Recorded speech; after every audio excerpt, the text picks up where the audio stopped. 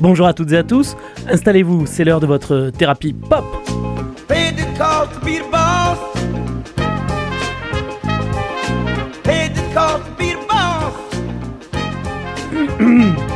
I paid the cost to be the boss. Chers amis, bienvenue à bord pour ce nouvel épisode de Thérapie Pop, l'émission qui décrypte pour vous la musique contemporaine des années 50 à demain. Nous sommes comme chaque semaine ravis de vous retrouver pour 26 minutes de culture musicale. Et pour mon plus grand plaisir, mais également pour le vôtre, c'est Gauthier qui nous prendra par la main aujourd'hui. Salut Gauthier. Salut mon cher Théo. C'est même un Gauthier heureux qui va nous prendre par la main les amis, puisque l'émission de ce jour aura pour sujet un morceau, et pas n'importe lequel. Le morceau favori de Gauthier qui me fredonne à l'oreille depuis quelques temps à chaque pause dans les émissions. Enfin, fredonner, c'est une litote, parce que ce genre de morceau, il ne se fredonne pas. Il se vit, il se hurle, il se vomit, comme sait si bien le faire son interprète original. Dans la guerre de la Britpop qui faisait rage dans les années 90, Gauthier a choisi son camp et c'est celui d'Oasis. Et dans la discographie, disons-le, chaotique de ce groupe, l'amour de Gauthier se porte sur le premier album et plus particulièrement sa 10e piste.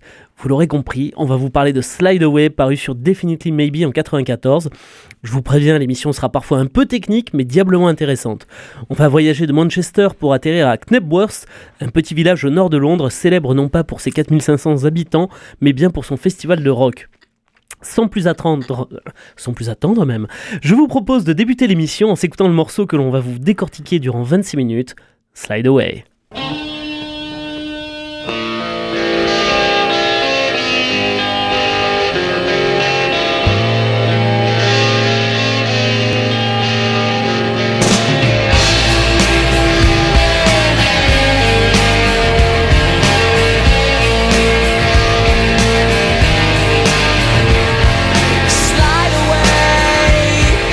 Give it all you got.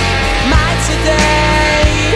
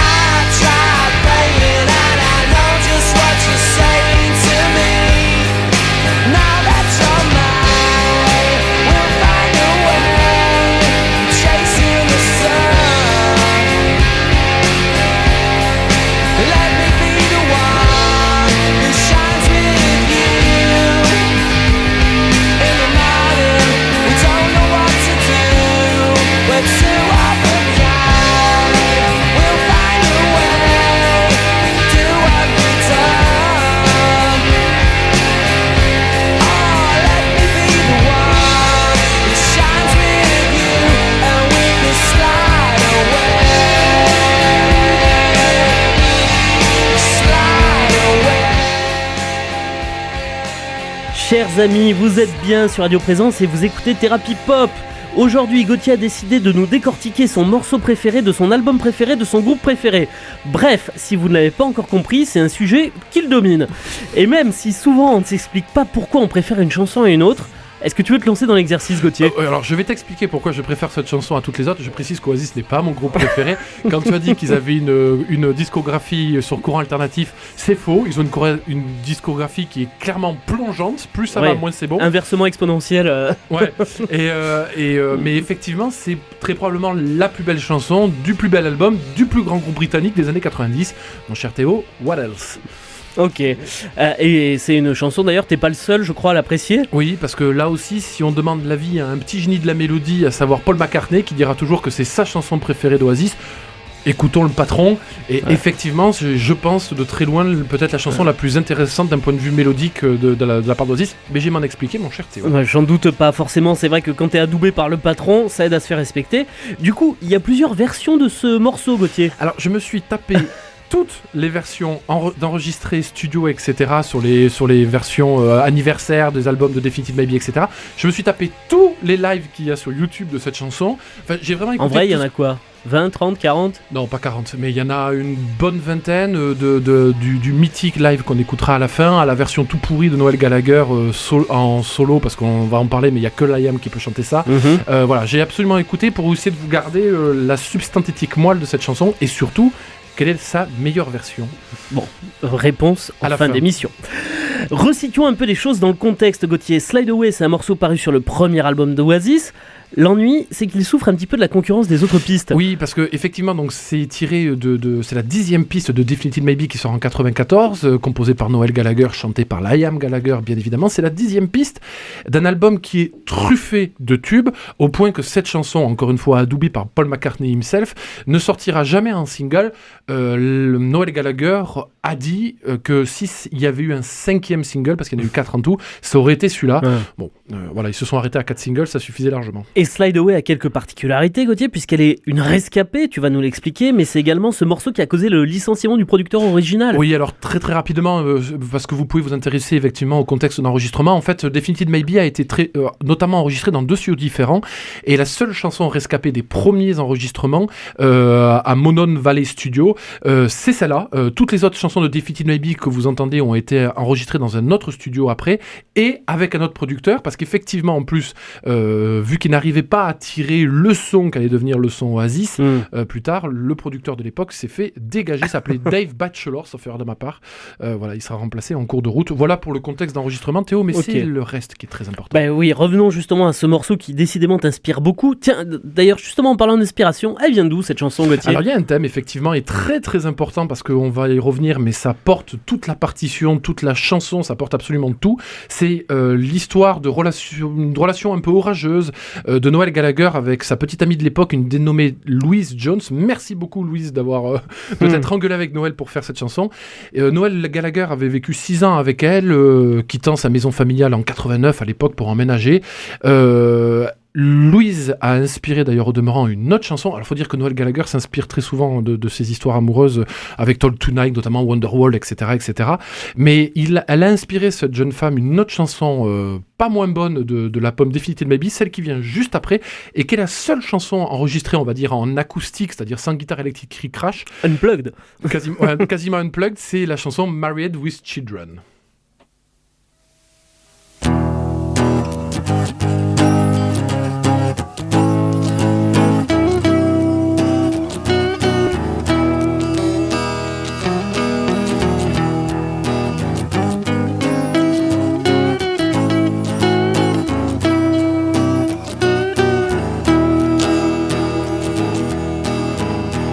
There's no need for you to say you're sorry. Goodbye, I'm going home. I don't care no more, so don't you worry. Goodbye, I'm going home.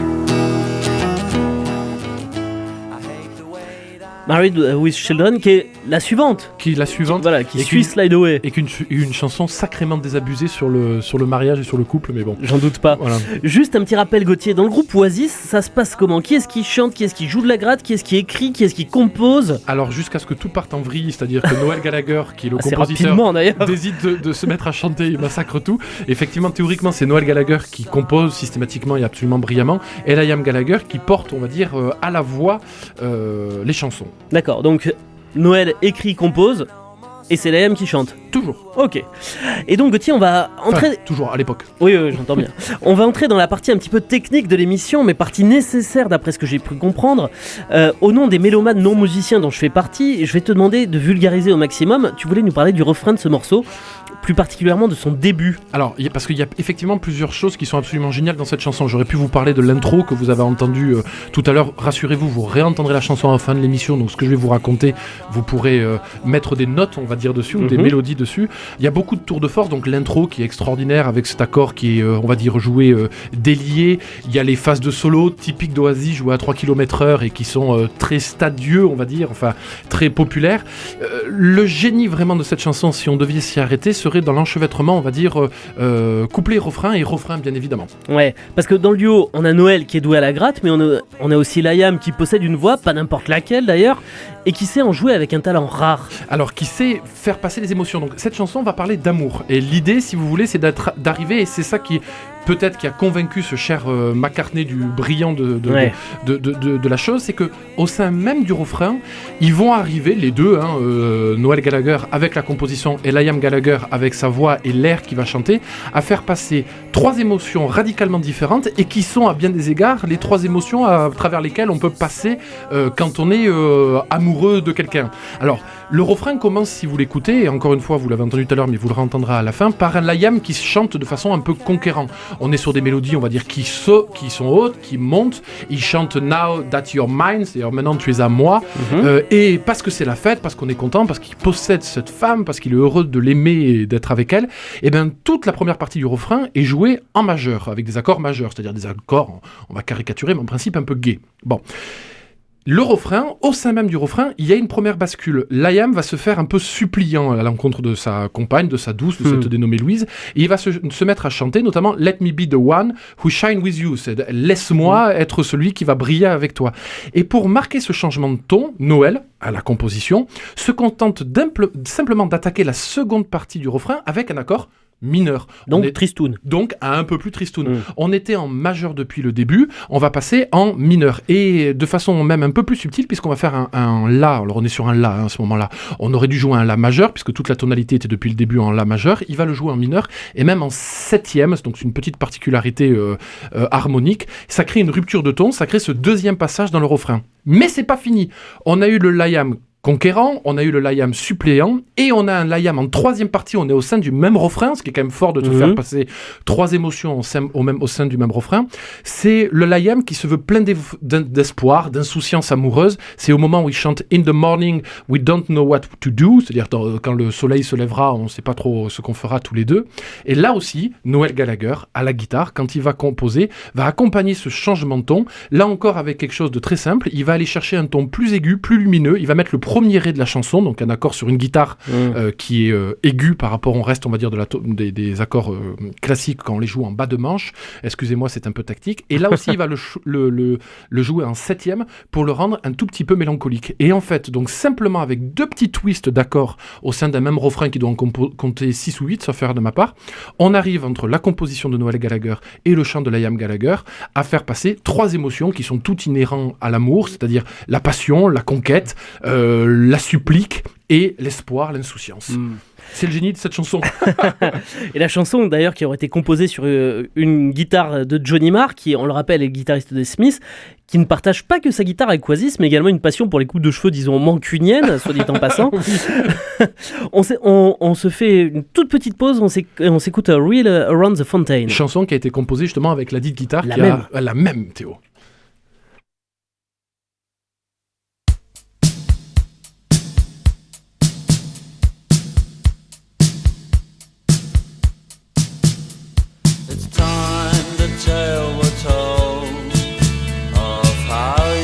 Child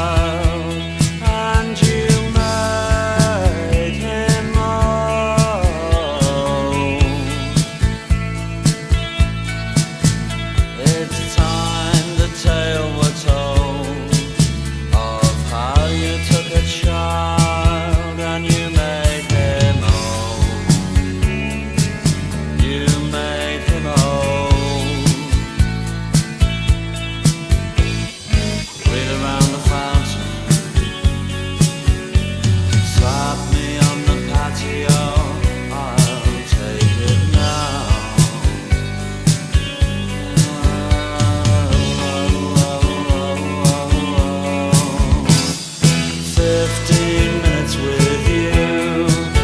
Well, I wouldn't say no. Oh, people said that you On se laisse les Smiths en fond si tu veux, Gauthier. Mais il y a C'est mon émission, il y a du Oasis, il y a des Smiths, je suis content. Bon. C'est bien. Je passe une bonne soirée. Il nous manque Johnny Mitchell et tu seras le plus heureux.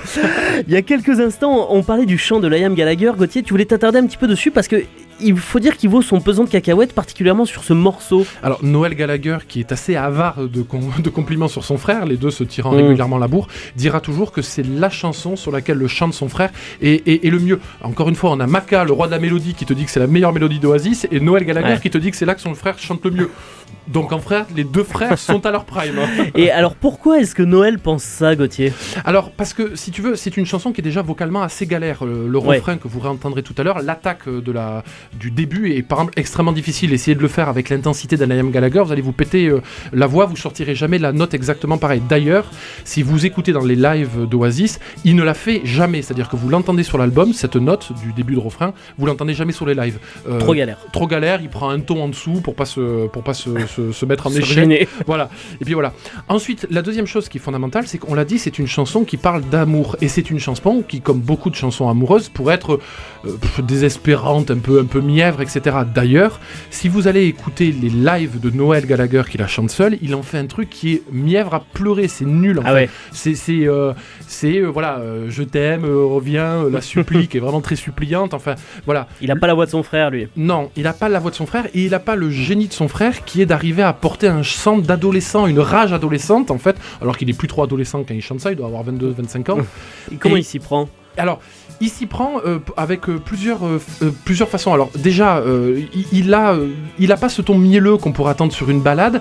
Liam Gallagher, quand il chante, comme tu l'as dit Théo, un peu caricaturalement, mais c'est pas complètement faux, il gueule. C'est des suppliques, c'est une colère. En fait, il arrive à transmettre les trois émotions dont je vous ai parlé, c'est-à-dire cette conquête, cette supplique et aussi cet espoir, mais en hurlant, en faisant comme un déchirement du cœur, en parlant à cette fille comme si en fait l'amour qu'il a pour elle, est une sorte de nécessité vitale, quoi. C'est pas juste un mec qui dit je t'aime, non, c'est putain, aime-moi parce que sinon ça va pas le faire, quoi. Voilà. Et ça, il y a que la voix de Liam Gallagher, cette capacité de chanter quasiment en rupture systématiquement. Il dit d'ailleurs que quand il chante, il est comme dans un combat de boxe. Et ben il y a que lui qui sait le faire. Et même son frère, quand il essaie de le chanter, ça marche pas, quoi. Et je pensais pas pouvoir dire ça un jour d'Oasis, mais c'est vrai qu'on peut presque trouver de la poésie, même si elle est hurlée. Mais c'est éminemment poétique. Ouais. Tu es une femme, t'as un homme qui te fait une déclaration comme ça, mais comme si sa vie en dépendait. C'est pas juste viens sur la plage, on va regarder un coucher de soleil. Non, le mec il te dit mais si tu m'aimes pas, enfin aime-moi putain de merde, tu vois. C'est très romantique. Et il faut savoir que McCartney et toi n'êtes pas les seuls à vénérer ce morceau puisqu'il occupe la 63e place, ce qui est pas rien, des 1000 meilleures chansons de rock anglais de tous les temps. C'est pas assez. Il faut que ça monte encore, Théo. Et ce qui est pas rien quand on connaît quand même la qualité de la musique anglaise dans ce genre. Tu me disais tout à l'heure, Gauthier, que tu avais écouté plusieurs versions de Slide Away. Si tu devais en retenir une seule. C'est très simple parce que Noel Gallagher fait plus ou moins toujours la même chose avec sa guitare. Donc en fait, la meilleure chanson de Slide Away, c'est celle où Liam Gallagher chante le mieux. Et quand est-ce que Liam Gallagher, dans toute sa carrière, va chanter le mieux ? C'est autour des années 96-97. Vous l'avez entendu, l'enregistrement de Definitive Maybe en début d'émission. Il y a 30 ans. Ça me fait mal. Il a encore un peu cette voix presque un peu ado. Alors Liam Gallagher, ça reste une voix, plus que tout. En 96-97, ça fait déjà quelques années qu'il se pète la voix sur les chansons d'Oasis et il a surtout trouvé, notamment cette position physique qu'il a derrière un micro, où le micro est toujours un peu plus haut que lui, avec toute gorge déployée. Beaucoup. Voilà, pour justement envoyer tout ce qu'il peut. Eh ben, je pense que le prime, entre guillemets, de voix de Liam Gallagher, et donc le moment où ce chanteur est l'un des peut-être 5 plus grands chanteurs de tous les temps, c'est, dans le rock, bien évidemment, c'est le live, donc tu l'as dit, Théo, à Knotworth, en 1996, et vous verrez, il y a 2 versions, il y en a une du 10 et du 11, puisqu'ils ont joué sur 2 jours. Les 2 sont excellentes, elles ont je vais pas rentrer dans les... T'as bien bossé. Voilà, je vais pas rentrer dans les différences.